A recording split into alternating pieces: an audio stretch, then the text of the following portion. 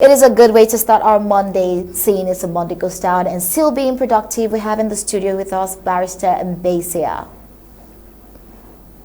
Good evening, Barrister. Good evening, and thank you for having me once more. It's always a pleasure. Well, like we've talked about this before, we've talked about respecting the ghost towns while trying to develop it, not going across the point where it becomes a disrespect to the Monday ghost towns. The people of Ambazonia, they have continued in their quest to better their lives, better the roses. They cannot leave that for La Republique du Cameroon because that's going to be a forever timing to happen. Ambazonians have taken it upon themselves while still respecting the boundaries of staying in their neighborhoods to carry out this very productive practice. What would you say about this, looking at your stance from it the last time and right now? Uh, what I would say is probably just to emphasize what I said before. You said in your introductory segment that ghost town are symbolic civil disobedience. Civil disobedience against the state institutions. Civil disobedience because ghost town, you're not carrying any cutlass, you're not carrying any spear, you're just sitting in your house doing whatever thing you want to do for yourself. If there's anything that has been successful 100%, acknowledged by Yaoundé and the world over in this struggle, it is Ghost Town. It is Monday Ghost Town. It's almost 100% respected. Yaoundé acknowledges that they have not been able to stop the Ghost Town. Foreign embassies in Yaoundé acknowledge that. Any other person acknowledges that. And so what the issue now is, what can you do or not do during the ghost town?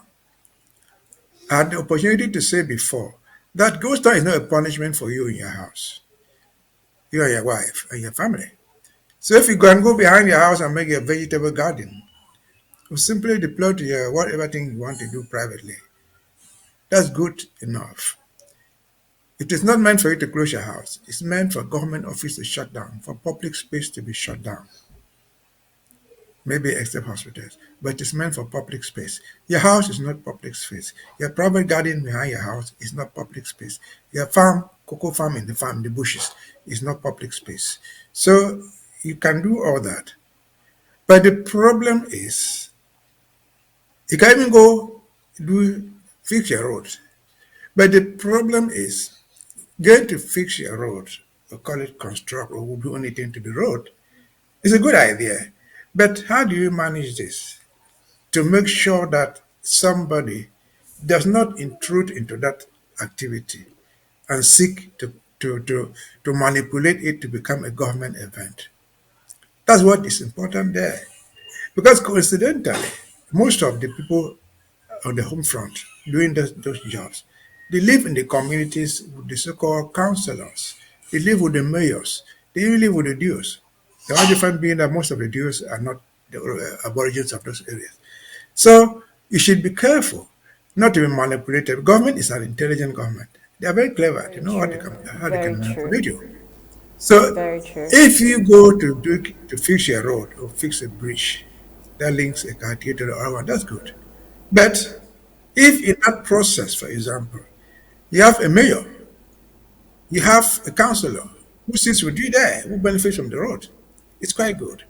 But if he will come out and wear his mayoral attire, wear his cap, carry his badge, to portray himself as acting there as a governor, as a mayor, or whatever official capacity, don't accept.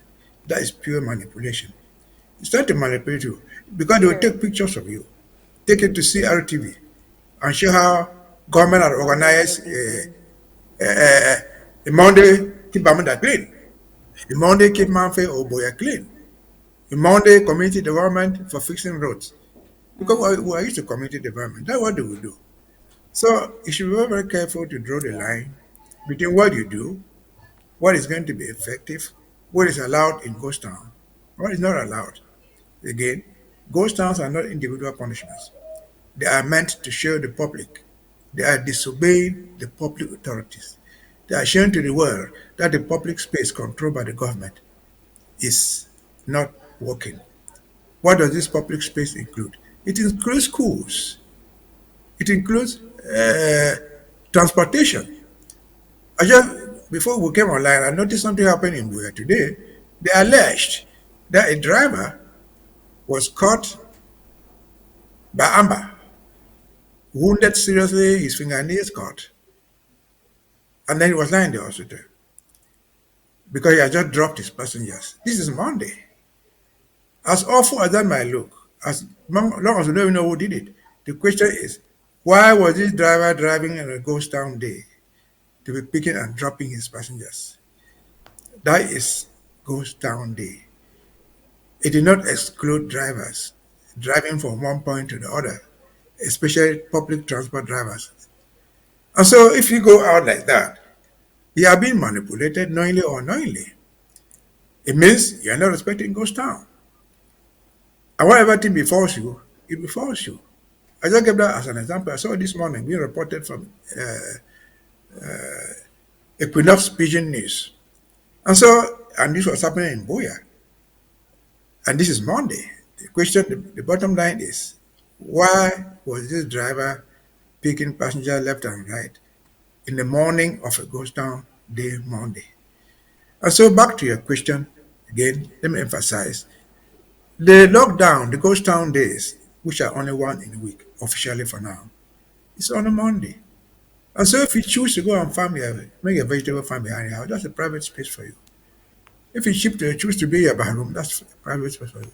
But if you choose to organize yourself as a community, to build a bridge, to fix a bridge, a gutter, be careful, make sure this group activity is not transformed into government organized activity to Universe defeat and the Mbeseha, you purpose couldn't have of. said that any more correctly when you talk about the government, the colonial government manipulating these acts that seem noble in themselves to look like they're preaching of normalcy is what it actually is. So you couldn't have said that any better. Ambazonians should indeed be aware of the chance of the colonial regime to manipulate the situation.